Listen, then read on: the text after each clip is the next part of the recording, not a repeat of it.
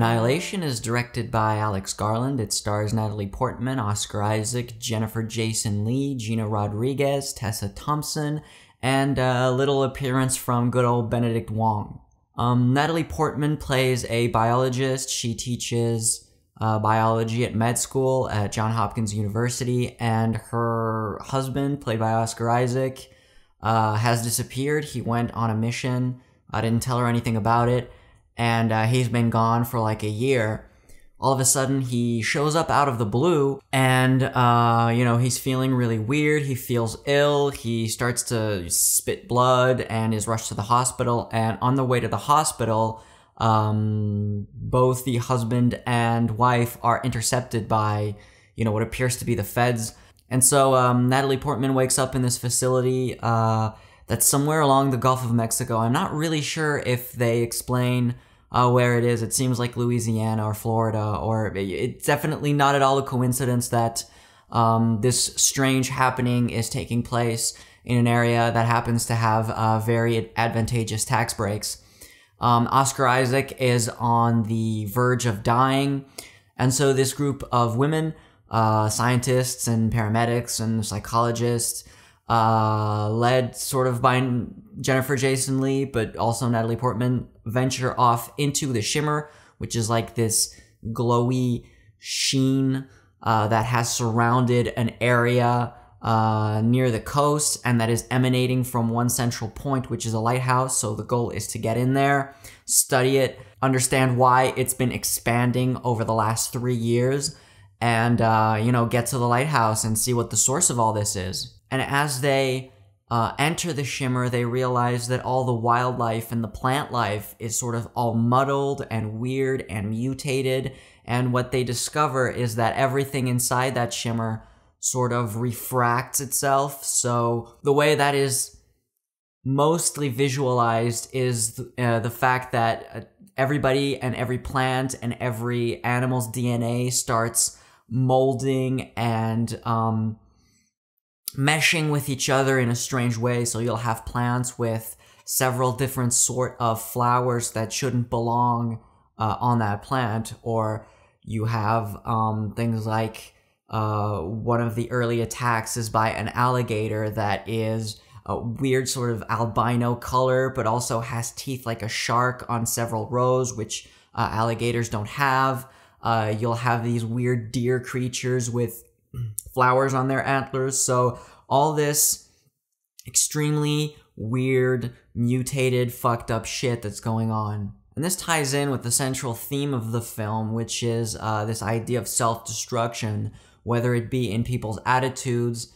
So, for example, Natalie Portman is cheating on her husband. One of the characters, played by Tessa Thompson, that goes into the shimmer, used to cut herself. There's also this idea that self-destruction also exists in nature. So cells will enter senescence at some point and start destroying themselves through the aging process. So you also have one of the characters whose backstory is that her daughter died of leukemia, and leukemia is this illness where your body creates diseased lymphocytes that will then be transported to the entirety of your body. And the alien organism, I mean, we see it come from a sort of meteorite, so I assume it's an alien. It's of extraterrestrial origin, but that organism tends to spread like a cancer or a virus, changing everything in its path. So those elements really are peppered throughout the entirety of the film. It's also interesting to note that, on the contrary to many films like, War of the Worlds or any alien invasion film, here the alien really isn't an invader or a colonizer.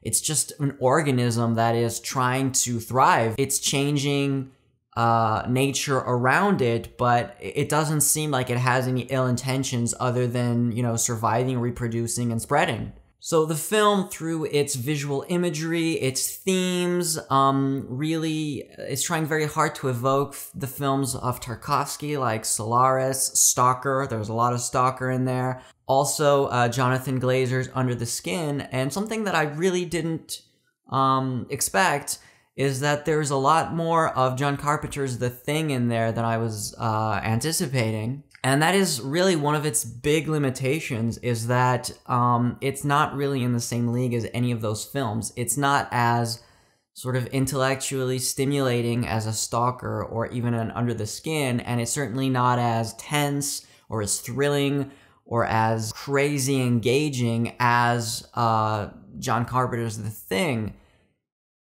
But that doesn't mean the film is without value.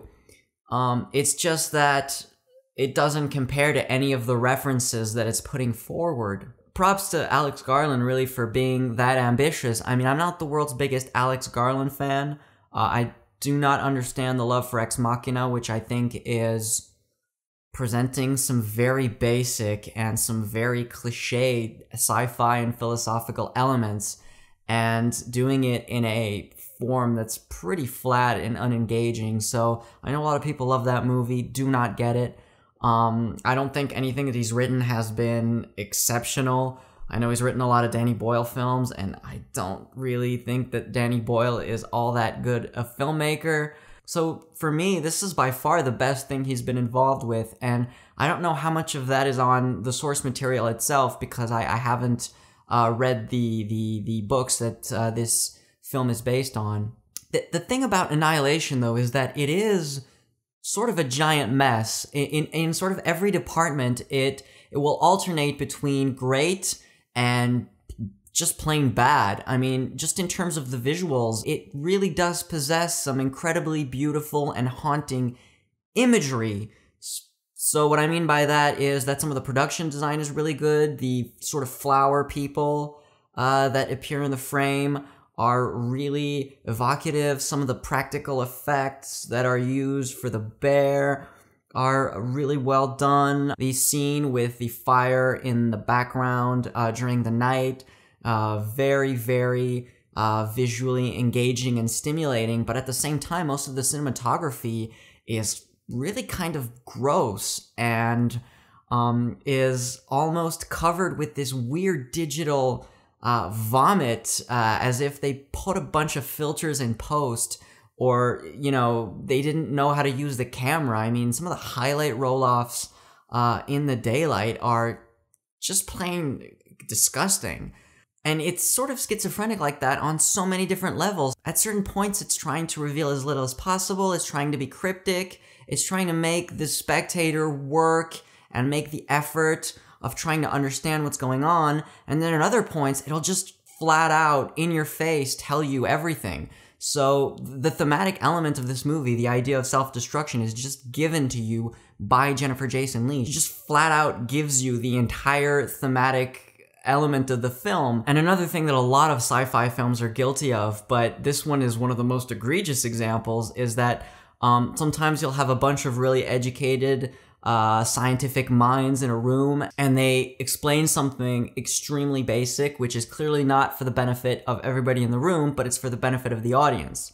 And the example in this film is with the alligator. So when they kill it and they discover that it has several rows of teeth, like a shark, Jennifer Jason Leigh, who, yes, is not a biologist, but, you know, she's a psychologist, she has some scientific background, she's an educated woman, she actually asks, could it be a crossbreed?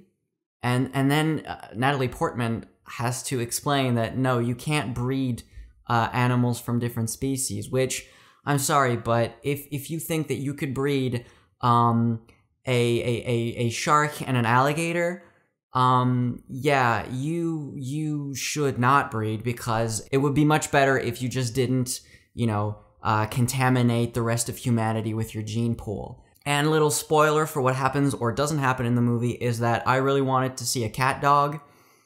There's no cat dog. Cat dog, alone in the world is a little cat dog. So much like the fucked up genetic mutations that are appearing without the movie, the film is itself all over the place. I mean, every single flashback scene is absolute trash, brings nothing to the table, it's poorly written with some horrendous dialogue. I mean, some of the dialogue between Natalie Portman and Oscar Isaac, that's sort of supposed to explain their backstory and, you know, their relationship. All of that is awful. And I know that it's supposed to serve Natalie Portman's character, but I think it undercuts the film in general. And the entire structure of the film is actually guilty of this. So the film is structured in like 3 layers.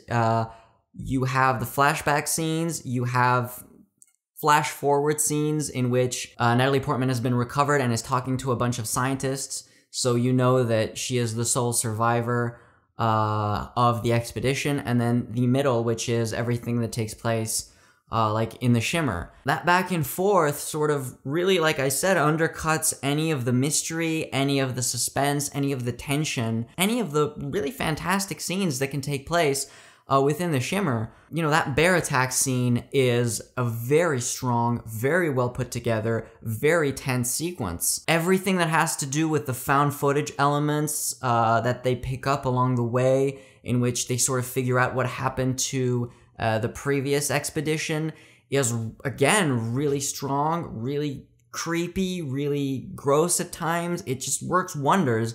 And then they'll cut to Natalie Portman being interrogated by BD Wong, and you're just taken out of it, and it really doesn't work well at all. So yeah, the film as a whole is just a massive mess, both incredibly alluring and imperfect.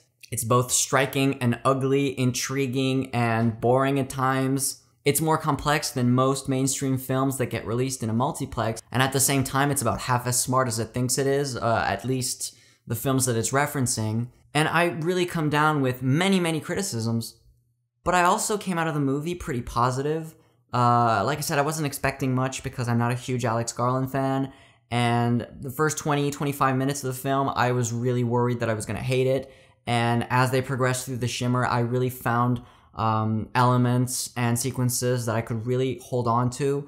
And like I've already said, I can enjoy a mess. I mean, I'm fine with a film being really, really ambitious, being risky, and having high highs, and if there are low lows, so be it. I would much rather that than a safe, boring, bland film. And Annihilation really falls in that category of a sort of, you know, gorgeous mess that doesn't feel like it's been test screened to death, but also suffers from really weird faults, but that I can kind of get behind, that actually can fully get behind, and that I think we as a community, as a film community, should get behind, because, you know, in a world where Jumanji is pushing $1 billion, I think it's important that we champion this kind of film.